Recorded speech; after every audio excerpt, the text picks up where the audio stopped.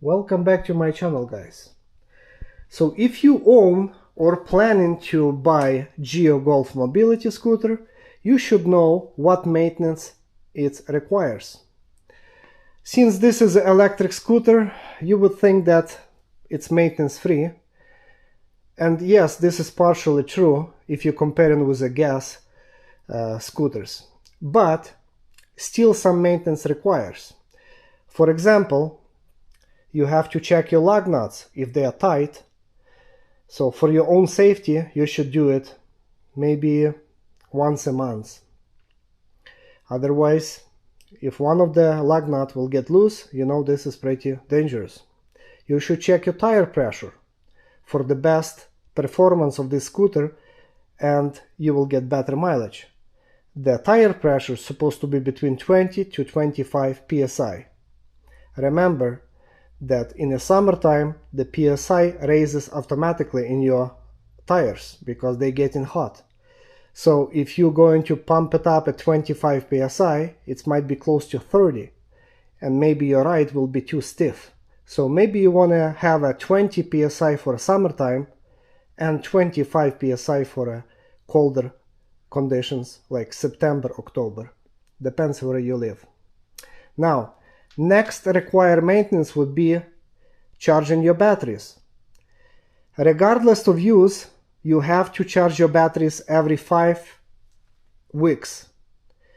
Even if you don't use it in winter time and your scooter in a warm garage, your battery is still going to get discharged, self-discharged, which is natural for all of them to do so.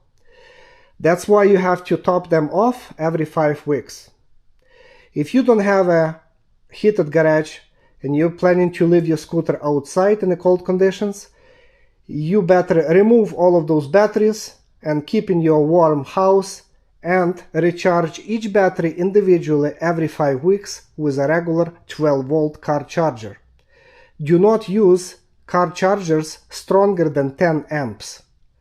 So the best charger would be about 5 amps and 12 volt. I have a 6 amp charger and I think this is the best.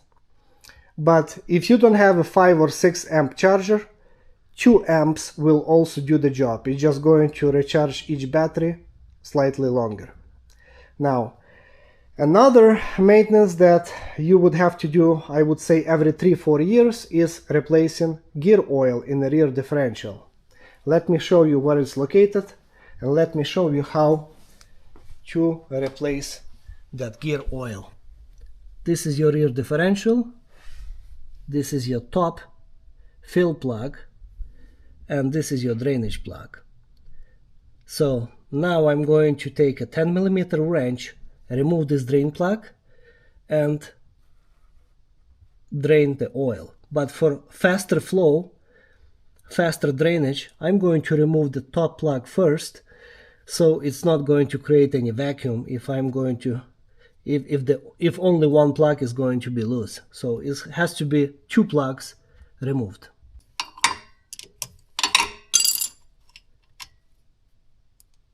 So the top plug is a 12mm wrench, that's what you need, and the bottom one is a 10mm wrench.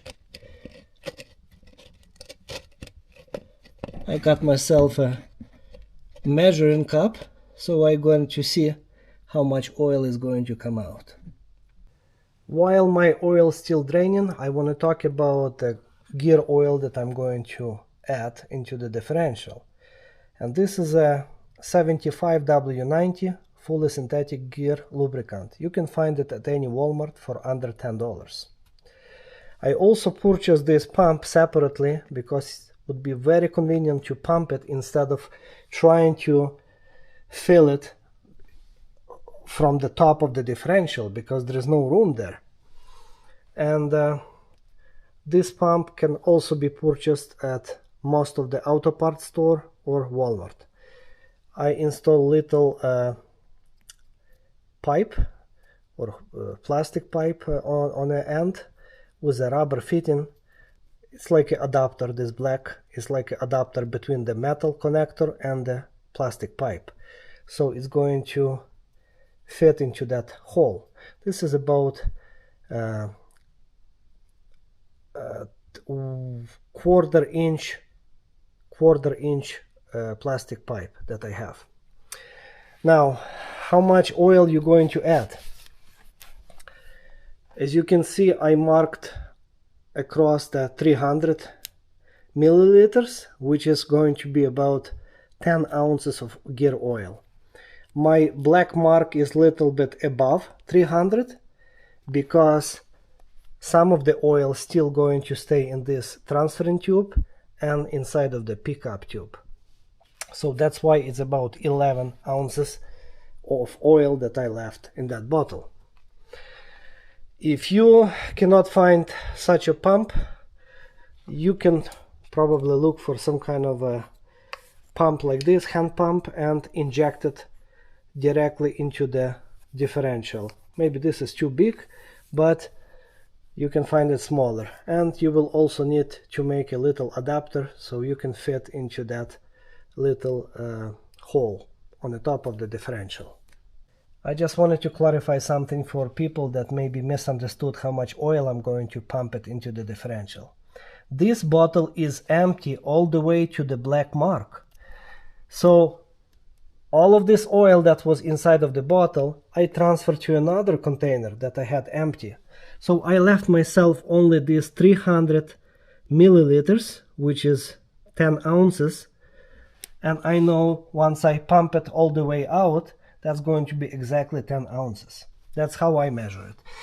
Of course, I could do a measuring with this measuring cup, but this is more convenient because this one already threaded into the bottle, so I don't have to hold it.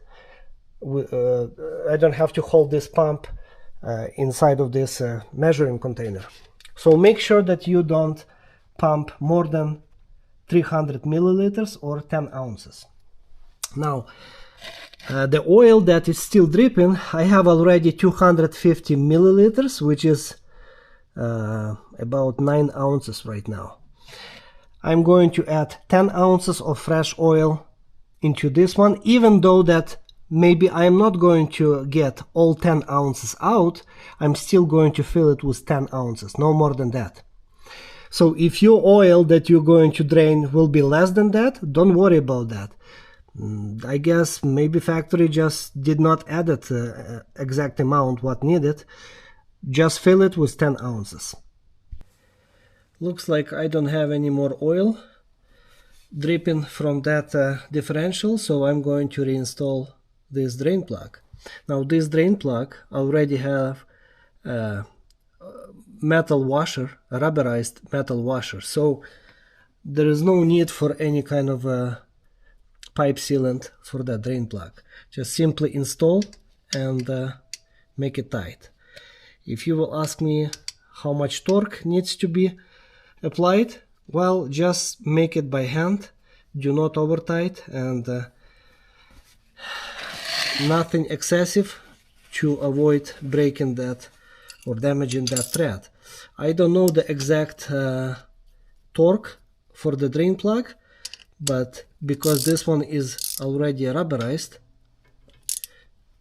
it's going to keep that drain plug in place. Now when it comes to a top plug, it's not just a plug, it's a breather plug. So basically it has a valve inside of this plug, and when the oil is expanding, when it's hot, it's going to open that valve to ventilate, to release pressure. So make sure that this top of the plug is not plugged in with any kind of mud, and if you have an air compressor, you can try to blow from this side and see if the air is coming from here. If you will try to blow it from the top, nothing is going to work because this is a one-way valve. So you will be able to have air coming only one way, from the inside of the plug to release it. And I have an air compressor, so I'm just going to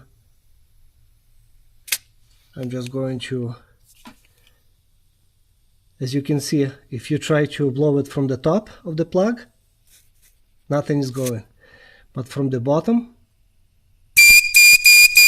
making this funny noise, which means that air is coming out. And the same with the top plug. Simply tighten when you finish filling this differential with the fresh oil.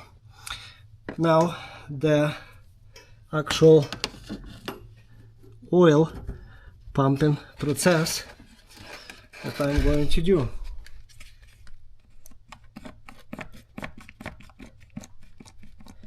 It's going to take about a minute or two and about 40-50 times of pumping, and all of the oil will be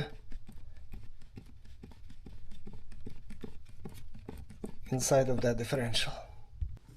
Okay, I'm all done. Removing this hose and reinstalling this breather plug, which also has a rubberized washer, so you don't need any pipe sealant. And with a 12mm wrench, just make it tight, nothing crazy. Okay, well, this is basically the most important maintenance that requires on this scooter.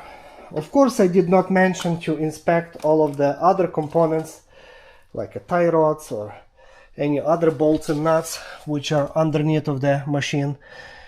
Yes, that would be a good idea to inspect cotter pins if none of the castle nuts are loose, you know, every couple months, to make sure that you are good and safe on the road. If you don't see any missing nuts on most of the most important components like knuckle, brake discs, suspension. And yeah, another thing that I would mention, every couple months maybe you want to open that seat, I mean remove those screws, and inspecting if you don't have any loose wires, between battery terminals. So wiggle each wire individually, make sure that none of them loose, make them tight. Inspect if your batteries did not shift, because as you can see there is some styrofoam to prevent it from shifting. And if none of the red color terminals are exposed to this metal bar. Even though this metal bar is also protected with a plastic coating to avoid any kind of sparks, but still this rubber boot is extremely important on all of the red color terminals. So red color terminals cannot touch any metal objects. Like this one right here, you can see without this rubber boot it would touch it directly and it would create a big spark. Most likely your breaker switch would flip into the off position. Same as this one. So make sure there is a clearance between all of the this metal bracket, this holder, and there is a clearance between the red terminals. Okay, well, this is it. I think I covered everything, and I think that you had enough information what maintenance requires on this scooter, and if you can do it yourself, or maybe somebody else can help you with such a procedure. If you click on the playlist button on my channel, you will see many more videos about this particular scooter and on many other Gio scooters. I also work on the German vehicles if you are interested in any of that. I'll see you in my next video. God bless you.